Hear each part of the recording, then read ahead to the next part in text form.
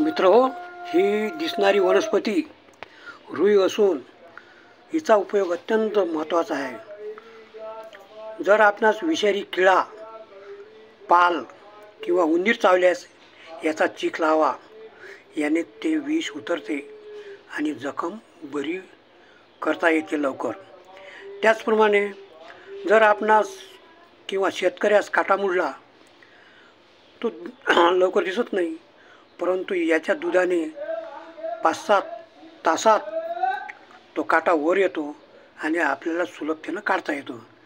त्याचप्रमाणे मित्रहो, जर जनावरे किंवा कुत्रे यांची जखम त्यांनी चाटल्यास बरी होते, परंतु जिथं त्याची जीभ पुरत नाही तिथं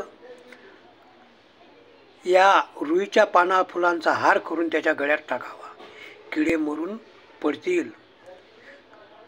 धन्यवाद। माहिती कशी वाटली?